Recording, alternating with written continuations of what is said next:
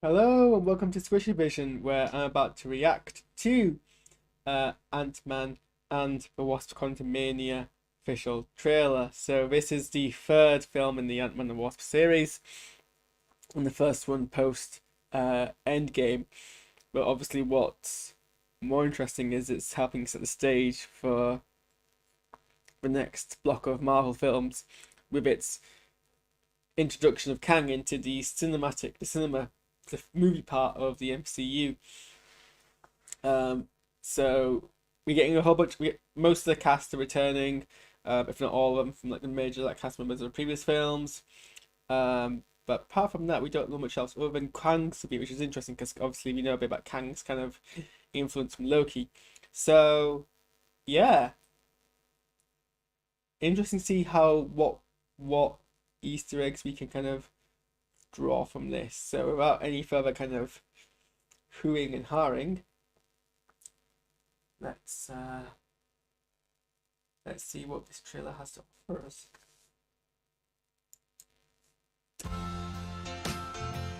I used to ask myself a lot of questions. Scott, you're at ex-con. How are you an Avenger? That doesn't make sense. But everywhere I go, people tell me the same thing. Thank you, Spider-Man! People still need help, Dad. That's why we made this.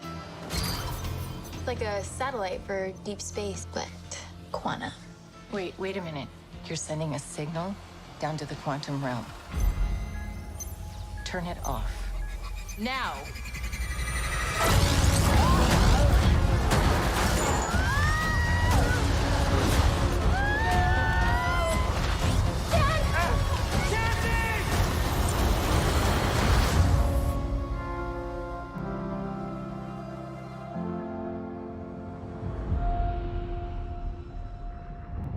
Where are we?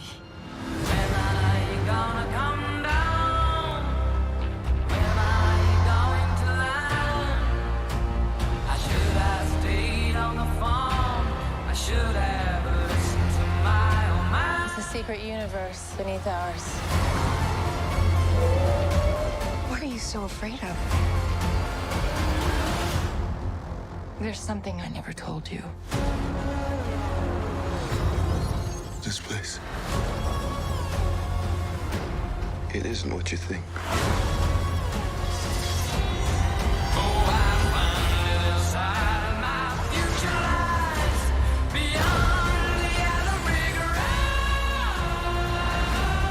I can get you home. And give you more time. If you help me.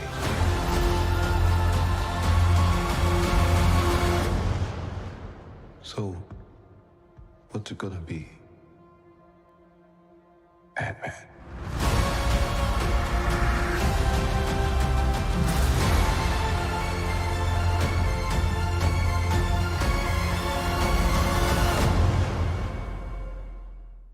Not the 2nd of the 17th.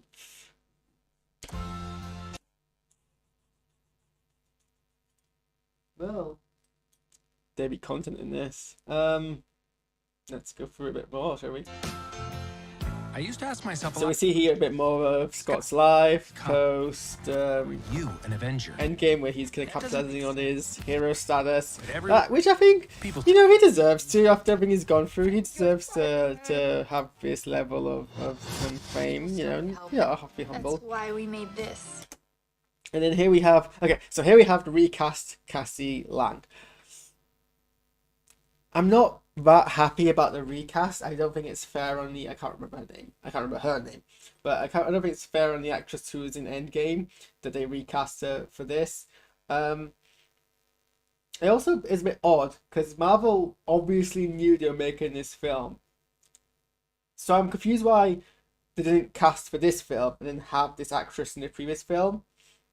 Why did they this cast? Because I imagine the reason we cast was because she wasn't suited for this role. But then why did they not cast her?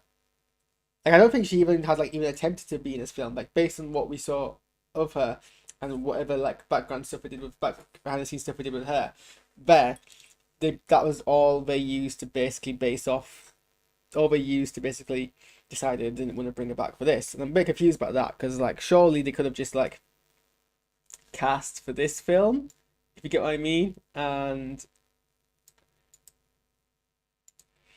have her in the previous one. So it's a bit odd. That being said, I have seen somebody on Facebook comment that this actress looks much closer in appearance to the actress who played Cassie as a young girl. And I mean, that's not entirely untrue. So and she is quite, she's winning me over in this trailer. She's also the instigating factor for the plot. She's developing some sort of beacon that would call for help in the quantum realm. Not immediately clear from this trailer why she's doing that, but it's not actually immediately clear from this trailer why she's even involved in all this. I mean, it makes sense. The younger Cassie we saw in the Ant-Man films was basically hero worshipped Scott. So it makes sense that she'd want to like follow his steps, and she even like says she wants to be his like partner when she gets older. So I guess it does kind of make sense that she would go this route. But like, I mean, I don't know. I guess in the time when Scott was away, she's been studying quantum physics. I don't know who's been teaching her when like the leading quantum physicists are like were all dead during that time. But I guess that's what she was doing. So yeah, I mean, I guess that's what she was doing. I guess hopefully we'll find out a bit more. Like a And oh, look at them! We're all like a cute, happy family now. Michael Douglas actually looks not grumpy. It's actually quite kind of cute, because obviously Michael Douglas was playing a Hank Pym who was very full of like anger, full of grief, full of was a very grumpy person. But like he has his wife back now. I assume like, you know, he's able to like do all this stuff in the open. He's able to like, he's not fighting for anything. He's not got any like bodies to bury, to so to speak. It makes sense that he's earned his kind of happy point here. I mean, obviously it's all gonna kind of be undone, but it's kind of cute actually, because then we get to have like all these like it's a sort of ensemble cast to have their all kind of adventure. It's kind of like a feature-length show rather than focusing on like one main person. We've got all these like multiple characters we get to follow. But yeah, I mean, like he's dressed even more casually than he's ever been dressed. He's not wearing a shirt and a jacket. He's not like I'm sure Michael Douglas is changing a bit of his body language to like make himself look a bit more like confident. His hair, he looks better groomed. satellite for deep space, but Quantum. Wait a minute. I mean, even what's her face?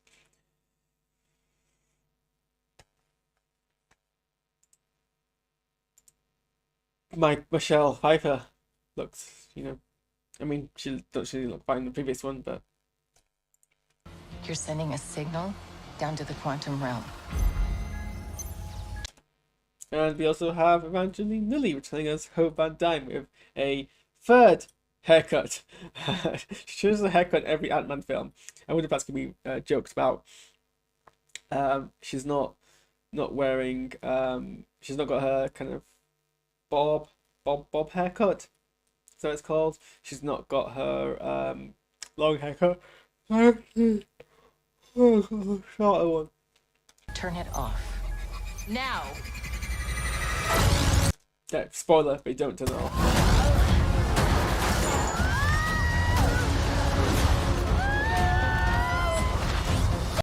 And yeah, after all that, Janet gets sucked back into the quantum realm, and also Hank Pym with her. Apparently everyone else. But apparently they also are able to bring their Ant-Man costumes with them somehow. And here, so based on this, we get spend most of our time in the film based in the quantum realm. So like the miniature part of our universe. rather than in real life. With all of these funky looking mooks. I should have stayed on the phone. I should have listened to my own mind. It's a secret universe beneath ours. I mean, this is like, yeah, this is.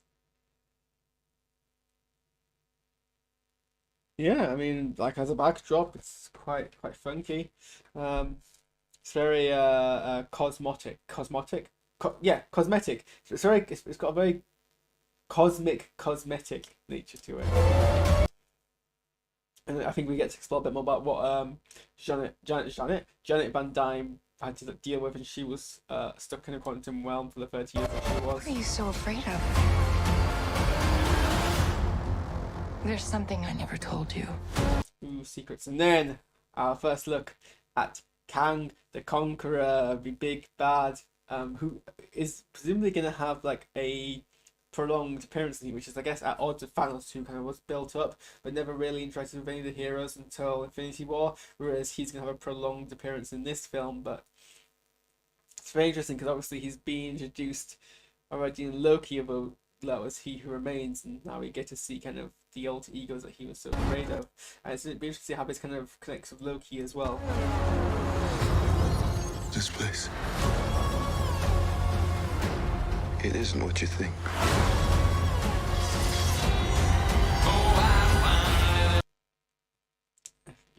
I mean, Jonathan Majors as He Who Remains is such a left field introduction to the MCU. Like, no one was expecting He Who Remains, but that like pure just that everything about that character was just so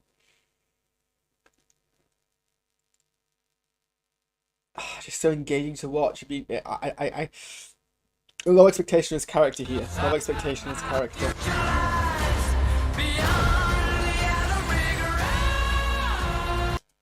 Surprise Bill Murray is always a good surprise. And here we have Ant-Man, I guess, becoming slightly less Ant-Man, slightly more bigger ant, but not actually giant man. But okay, relative. I mean, I can get you home. that's kind of scary. I hope there's not too much jump scares in this film, but that's quite a terrifying eldritch look there. And give you more time. I don't know what's happening there, but that's crazy. And here we also see so her name is Catherine Newton as Cassie Lang, fighting side by side by her dad, which I guess is not something we tend to really see much in superhero films, a father and daughter team. So that actually would be kind of cute. I wonder how they explore that.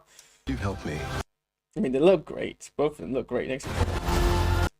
And here we see a very comic accurate Kang the Conqueror. And here a shot of all three of them in the colours red, purple, and yellow. Is purple? Oh, it's red and yellow. Red and yellow mixed green, not purple. Whatever. I guess it's the primary colours, isn't it? More or less. I mean, yeah, this shot looks great too, to be honest. I mean, maybe a bit CGI, but who cares really? So, what's it gonna be? Ant-Man. It's Jonathan Majors.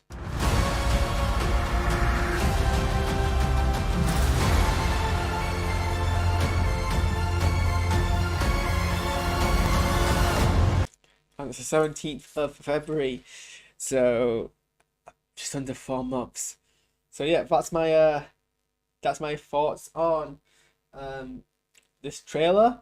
I mean, hasn't hit me with the one factor just yet, but it definitely looks great. I'm interested more about the character dynamic, and I really hope this show does that kind of this film does that justice, and I genuinely think it will. Just want to see what Bill Murray does. It's really weird because I'm still really unclear about what the narrative. Well, I guess I'm really a bit about the narrative, but like I'm really excited to see what they do with Kang the Conqueror and how that plays into everything else. Because it seems like such a tonal shift from the previous two Ant-Man films, in terms of what they were focused on tonally, at least anyway, but also it kind of fits with the whole Ant-Man mythos. So it's kind of like taking an Ant-Man mythos and making it more cosmic. So actually, yeah, this has definitely got my appetite. Let me know what you think, and I guess that's me done for the night. I have to do some work. So I'll see you guys at another time. Bye.